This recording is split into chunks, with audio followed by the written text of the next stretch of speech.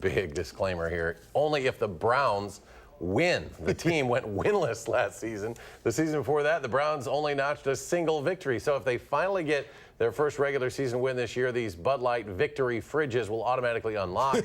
An image shows a chain and locker on the door and an electromagnetic smart lock connected to Wi-Fi's behind the back of the fridge. So should the Browns win, the lock will release and drop the chain. Free beer for everyone. They will be much better, I think, this year. At least in Cleveland. Dylan nodding. So they may be giving away some. Why do you think they're going to win 7 games? 6 He's saying 6. That's a lot of Bud Light. That's a lot of free in Cleveland. All right. We'll see. Thanks for watching. News 3 at 5 with this guy starts right now. Right now at 5, the candidates for the Wisconsin governor's race have been set now. We'll tell you what plans are first on the list for Governor Walker and his challenger, Tony Evers. Plus, a former senior pastor at a Fort Atkinson church has been arrested. We will have the very latest on that case. This is News 3 at 5. Thanks for staying with us. There are new plans and new attacks on the table tonight in the race for governor. This as candidates are making stops all across the state. Political reporter Jess Garb with the latest from their events today. Jess? Well, yeah, the general election may have just started, but these candidates know each other well, and already both sides are preparing for the issues that will likely dominate this campaign for the next 82 days. Today, I want to talk to you in detail for a few minutes about our new plan for the next 4 years. We call it Keep Wisconsin Working for Generations to Come. On Alaska, the first stop of the day for Governor Scott Walker as he announced plans at manufacturers. Hi, I'm Scott Walker. Wisconsin's on a roll. And on television. Those plans offering tax credits to families for childcare, $5,000 in credits for recent graduates who stay in the state, and start a new middle school apprenticeship program, all as part of a new general election platform. Tony Evers embraces policies that got this state into trouble in the past. That would be a giant step backwards. We've got a plan to keep moving the state forward. He can try to label me anything he wants. I've got all sorts of labels for him if you want me to share them with you. Evers spending the day meeting with and introducing his lieutenant governor candidate Mandela Barnes, having their first long meeting to date over eggs at Mickey's Dairy Bar. It's really exciting to be running with Tony. It's exciting about the prospects of bringing opportunity back to Wisconsin. Evers also having to go on the defensive about his tenure as state superintendent after an ad run by the Republican Party of Wisconsin about how he handled the license of a Middleton teacher. A teacher viewed and shared pornographic material at school.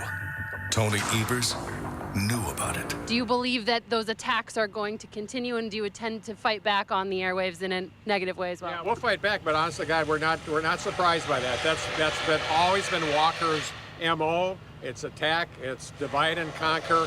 That doesn't work anymore. We will answer every ad that he has with the appropriate response.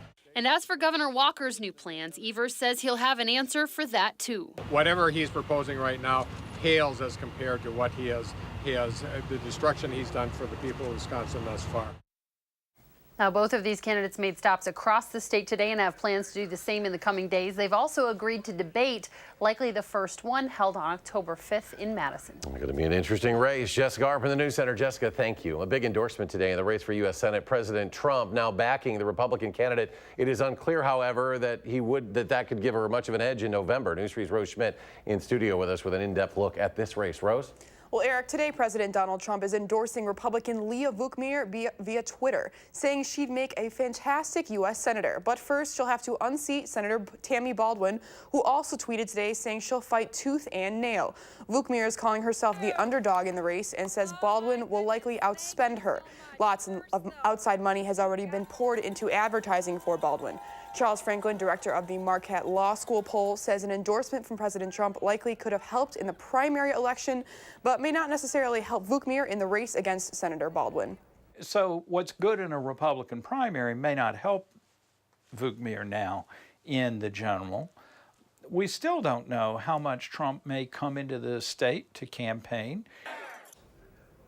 Even though Vukmir won the primary, she lost most of the state outside of the Milwaukee area. Franklin says she'll need to get those voters in the north and west part of the state on board to beat Baldwin. Baldwin just finished a week-long statewide tour and says she will take part in 3 upcoming televised debates. She's calling on Vukmir to join her in those debates. Vukmir is at a rally tonight in Waukesha County with Governor Scott Walker. Rose Schmidt in studio with us. Rose, thank you. Both Dane and Rock County election websites crashed last night shortly after the polls closed. The Rock County clerk says as the Rock County website started posting results, the sheer number of visitors to the site caused it to crash. The county clerk says people all across the country were trying to see the results of the races there. She says she's never had that kind of traffic on that website. The county was able to get the information out last night by sending out PDFs with voting results, but they're making sure the system doesn't go down again like this. The Dane County clerk, Scott McDonald, says he isn't sure why it happened. Well, let's get a look at your first alert weather. Chief Meteorologist Gary Canalti joining us now. He's in the Weather Center. Gary? Eric, it's been a cloudy day for the most part across southern Wisconsin. Areas farther to the north have had more sunshine and have been warmer. And there also have been some thunderstorms, mainly from about Madison on southward. You can see areas in central Wisconsin, a couple of thunderstorms up in the northwestern portion of the state. But by and large, most of the rain has been here in southern Wisconsin. Some of that rain has been locally heavy. Had a report of about 2.5 inches around the Platteville area. So expect the possibility for showers and thunderstorms. But even these are starting to weaken a little bit. Current temperatures range from near 90 up in La Crosse. They have been in the lower 90s earlier, and 80 or above from the Dells northward, where the sun has been shining, to the 70s underneath the thicker cloud cover across much of southern Wisconsin. Current dew point temperatures are in the upper 60s to the lower 70s, so it is pretty humid out there. Heat index values are as warm as 91 in La Crosse to 79 here in Madison. By tomorrow morning, look for temperatures to drop off into the middle 60s. There'll be some areas of fog and just a slight chance of a shower or thunderstorm overnight. Tomorrow, we'll kind of repeat the process for today. Look for a high of 81 with mainly afternoon scattered showers and thunderstorms. That's your first alert forecast. Gary, thank you. A local pastor is out of a job and now the center of a criminal investigation in Fort Atkinson. Keely Arthur spoke with police. She joins us now with the details. Keely. Police began their investigation in July. Fort Atkinson confirms Brian Angford was arrested for embezzling funds at Trinity Lutheran Church. Angford, seen here on the church's Facebook page, was the senior pastor. The South Central Synod of Wisconsin confirms Angford is no longer with the church. He is not currently in custody, but there is an active police investigation. Angford did not immediately respond to our request for comment. Neither did the church's current pastor. Now, we also reached out to the bishop of the South Central Synod of Wisconsin, who oversees Trinity Lutheran. She was unavailable. The Jefferson County District Attorney's Office does confirm to News 3 that they are currently reviewing the case. I'll try to get more information in the future. Keely Arthur reporting. Keely, thank you. We have new information tonight about a data breach in Adams County and efforts to remove a county clerk accused of being part of that breach. News 3 obtained a verified statement of charges from the county's personnel director that asks for clerk Cindy Filippi to be removed from the office by the county board. Search warrants filed by Wisconsin's Division of Criminal Investigation show investigators are looking into a laptop computer used by Filippi after a data breach compromised the personal information of more than 258,000 people. The breach affected information from January 2013 through March of this year. Filippi has not been charged with a crime. Filippi also responded to the statement of charges requesting that she remain in the position of city clerk. Casey Bradley, the Adams County manager, says the board will hold a hearing on the issue on September 19th. A Chicago man was arrested last week on tentative human trafficking charges in at least 9 states. That includes Wisconsin, where Attorney General Brad Schimmel said a criminal complaint was filed against Glenwood Brown Jr. in Outagamie County. According to the complaint, Brown trafficked 2 young women out of hotel rooms in both Appleton and Grand Chute. The complaint alleges Brown posted 225 ads for prostitution services in at least 9 states, including Alabama, Colorado, Illinois, Michigan, Missouri, Nebraska, Pennsylvania, and Texas. A shared fire station between the cities of Janesville and Milton could soon be coming to Rock County. Our reporter there, Adam Duxter, explains why this move would benefit both areas. When you're in trouble, you're not focused on who shows up, but rather that someone does, and fast. For cities that share borders like Janesville and Milton, units consistently cover for one another. So there's situations where Janesville gets overwhelmed with calls, or we have a large fire, we need them for their assistance. But the lines between these 2 districts are blurring, and the chief who oversees them both says this is not uncommon. So you're seeing it all over the state of Wisconsin right now. Multiple areas in the state are sharing resources, sharing administration. But Chief Banker says the two cities, which are roughly the same square mileage, are not equally equipped to respond to emergencies. Janesville covers roughly 111 square miles with 5 stations. Milton covers 90 square miles with 1 station. So now he and a team of other city leaders from Janesville and Milton are proposing a new idea, a new station shared between Janesville and Milton. He says it makes sense logistically. We try to reduce the redundancy of equipment. Right now, Milton and Janesville both have, very expensive ladder trucks. Is there a possibility that we can reduce those fleets by sharing equipment? Yeah, that's a possibility. But Banker says in order for this to happen, everyone will have to be on board. It's the city of Milton, town of Milton, the city of Janesville, and then the Milton Fire Department, the Janesville Fire Department, and then the Fire Commission from Milton. Those are all key figures in the process. In Rock County, Adam Duxter, WISC News 3. City of Milton currently has no full-time fire employees. Chief Banker says the facility is in need of major upgrades there. He is in charge of the group campaigning for a shared station. Their first official meeting is today. In just a few weeks, students will be heading back to school. Doctors say right now is the perfect time to start getting back to a normal sleeping schedule. Along with that earlier bedtime, health experts recommend kids develop a routine before bed, helping to smooth with that transition, like reading a book or maybe having a bath. And of course, something all of us can learn from, putting away those screens. Before going to bed, make sure that you have rules so that there's no tech before they fall asleep, meaning don't have them use their cell phones, don't have TVs in the room or turn them off, because you're more likely to be able to fall asleep and not wake up frequently throughout the night. And Dr. Flint with SSM Health says kids ages 6 to 12 should be getting 10 to 11 hours of sleep each night, and those above 12 should still be getting at least 9 hours. She says studies have shown that children getting the recommended amount of sleep are both healthier and also do better in their schoolwork. Students living in downtown Madison are moving into their new homes today. City of Madison says most leases in the downtown area ended today and yesterday. Students say moving their stuff for one day, well, that's a bit of a challenge.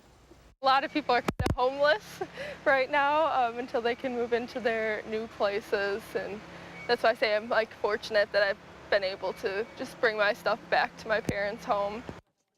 The City of Madison says last year Madison's student moving days put over 1 million pounds of material into the landfill. They are reminding students to donate or sell the materials they don't want instead of simply throwing them away. Some good news to share as an out-of-state woman has been reunited with her dog that went missing when she came to Madison for her husband's medical care last week. Sarah Tiger's husband died in a hospital August 5th. Their dog, Hope, was very important to her husband in his final days. Hope actually got loose from a caretaker in the Middleton area 2 days before her husband Jack passed away. Tiger confirmed to News 3 this morning that Hope was found Tuesday night in a Middleton park. She's in good condition. Tiger said now it's time to head home with the dog where they can continue the grieving process. More to come on News 3 at 5. Up next, President Trump revoking the security clearance of a former CIA director, what the White House is saying about it. Plus, one of the busiest national parks in the United States getting back to full speed after the longest closure in decades. And a look at Wall Street. The Dow losing more than 130 points. The Nasdaq dropping almost 100. The S&P losing 21.5. We'll be right back.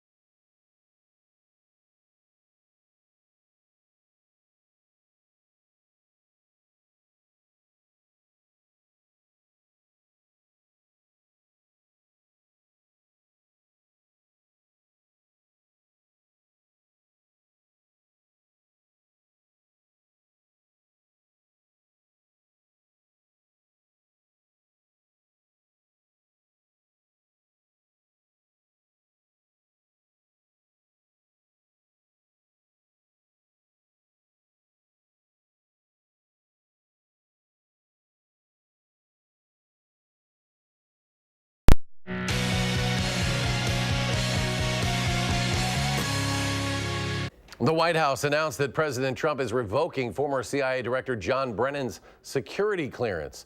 White House Press Secretary Sarah Sanders cited Brennan's criticism of the administration on social media as part of the president's decision.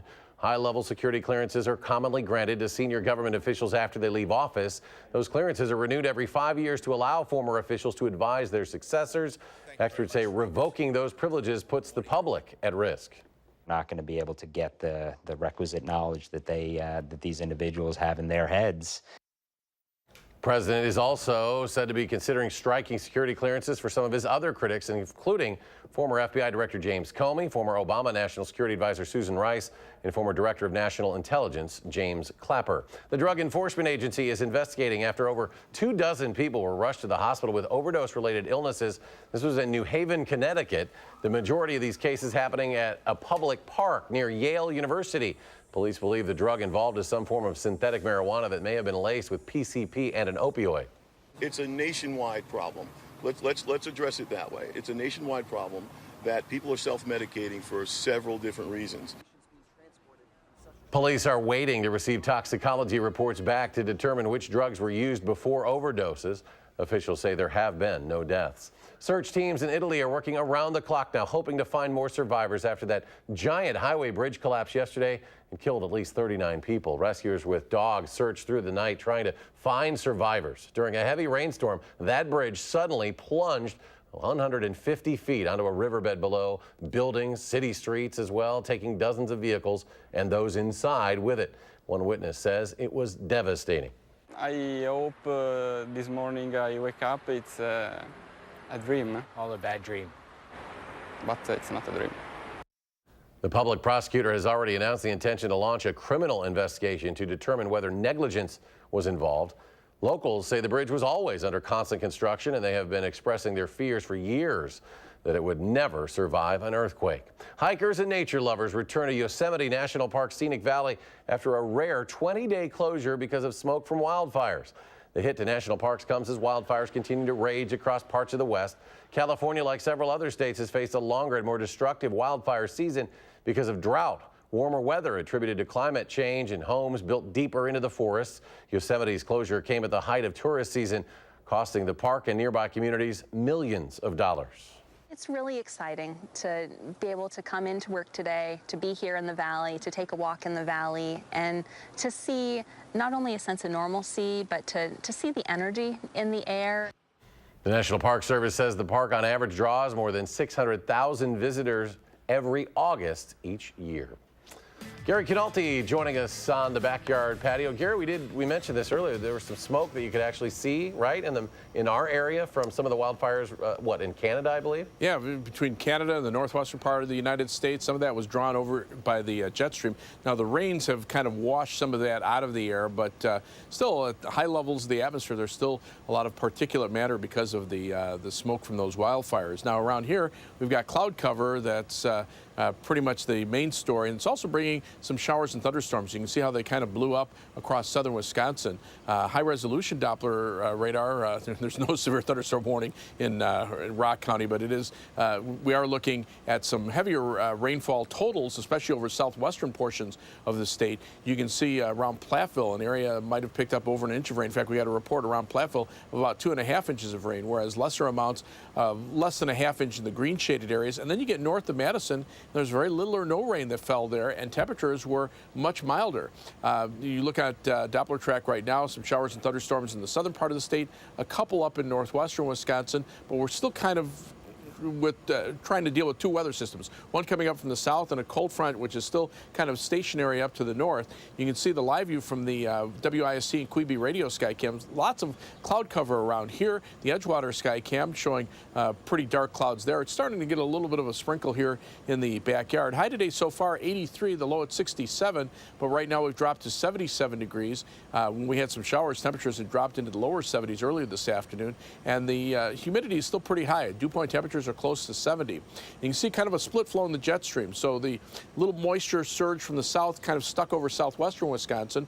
The cold front to the north running parallel to the jet stream, which is going from southwest to northeast. There's nothing really to push it farther south. So in between, there's some sunshine in central Wisconsin where they're getting warm temperatures. We got more cloud cover here in the southern part of the state, and then it's cooler in the northwestern part of the state. But overall, the weather pattern is still relatively quiet across the country. Very typical for August. We're seeing some scattered showers and thunderstorms in the monsoon season out west, some showers and thunderstorms from Madison southward into the Ohio Valley. But there's a couple of areas of low pressure out to the west of us that have some cloud cover and showers associated with them, and the temperatures are really reflective of that. Where there's cloud cover and showers, temperatures are mainly in the 70s. Where the sun is shining, they're mainly in the 80s, in some cases close to 90 degrees. So it's pretty easy to tell just by looking at the temperatures where the clouds are. And dew point temperatures are very high from Wisconsin southward, but notice get into northern Minnesota, those dew points drop into the 50s. North Dakota, they're in the 40s. Montana, there's some 30s up there. So the air much drier near the U.S.-Canadian border. On future track, the showers and thunderstorms will kind of wind their way down tonight. They'll fire up again tomorrow afternoon. Not everybody will see them, though. And tomorrow night, they start to diminish again. And we repeat the process on Friday, maybe a little less coverage on showers and thunderstorms on Friday and a little more sunshine. Our forecast for tonight calls for mostly cloudy, mild conditions with patchy fog, some scattered showers and thunderstorms, mainly in the evening, low at 63. Tomorrow, variable cloudiness, warm and humid, a chance of showers and thunderstorms mainly in the afternoon with a high of 81. On future track, you can see the showers and storms diminishing and ending pretty quickly overnight. Low temperatures dropping into the lower 60s. Tomorrow, they pop back up in the afternoon. High temperatures will be in the upper 70s to lower 80s. Then tomorrow night, the showers and storms die down. Friday, they pop up again late in the afternoon with high temperatures upper 70s to the lower 80s. As we look at the precipitation potential, about a quarter to a half inch of rain. Some areas will pick up an inch to an inch and a half in a heavier shower or thunderstorm, but the 7 to 10 day forecast calls for drier weather for the weekend with highs in the low to mid 80s. Then some thunderstorms Sunday night into Monday will cool us down to the mid 70s for the early part of next week, and then we'll warm right back up when the sun returns toward the end of next week. As we take a look at first alert traffic, not a great day on the Beltline, especially the eastbound Beltline. This is the view from the Department of Transportation camera at Todd Drive. Slow traffic in both directions, but almost stop and go traffic in the eastbound direction. Those delays start around Monona Drive and go back to almost to Whitney Way. Westbound delays start around Todd Drive and then head back toward John Nolan Drive. As far as travel times are concerned, more than a half-hour trip from University Avenue to the interstate in the eastbound direction on the Beltline, 23 minutes back in the westbound direction, and heading out of Madison, 28 minutes down to Janesville on I-3990, 23 minutes to Sauk City on US 12. There are some delays north of Middleton, and then only 16 minutes out to Sun Prairie on US 151. That's your first alert traffic. All right, Gary, thank you very much. Ahead on News 3 at 5, students at Marjorie Stoneman Douglas High School are starting a new school year after the mass shooting in February, how the district is making upgrades to security after a short break.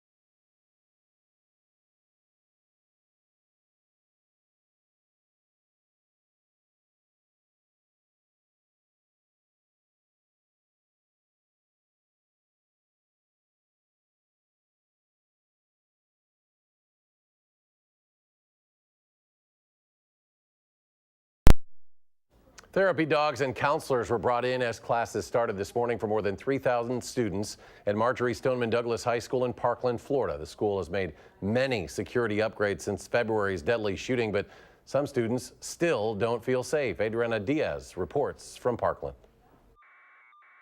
Students finished their first day of the new school year at Marjorie Stoneman Douglas High School. Superintendent Robert Runcie acknowledged this isn't an easy transition. I'm pleased to say that today went smoothly. No significant hiccups or concerns.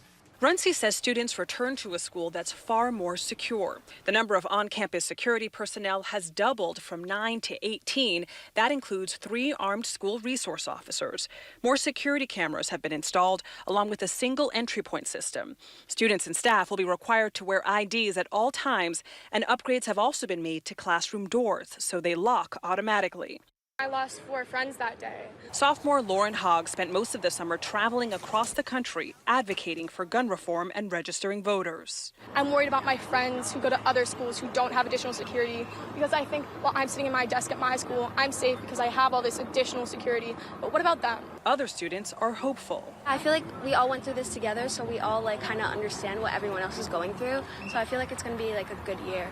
The building where the shooting occurred, Building 12, has been blocked off with a 12-foot fence. To make up for that classroom space, the school's brought in trailers designed as portable classrooms. 2 of them will be wellness centers where students can go if they need a break. Adriana Diaz, CBS News, Parkland, Florida. And stay with us. We'll have a final check of your forecast in a moment.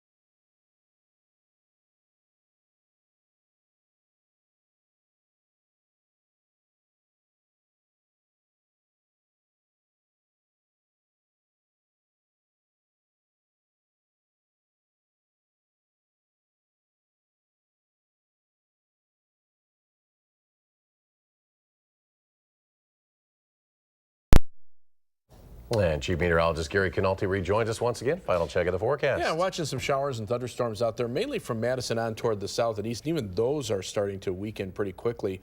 Current temperatures, where there's cloud cover and showers, temperatures are in the 70s. Up to the north, almost 90 in La Crosse. Dew point temperatures pretty high, mid-60s to the lower 70s. So look for another day similar to this tomorrow with highs in the lower 80s. Pretty much the same for Friday, a little warmer for the weekend, and a little cooler at the beginning of next week. We'll have more updates on News 3 at 6. The CBS Evening News coming your way next.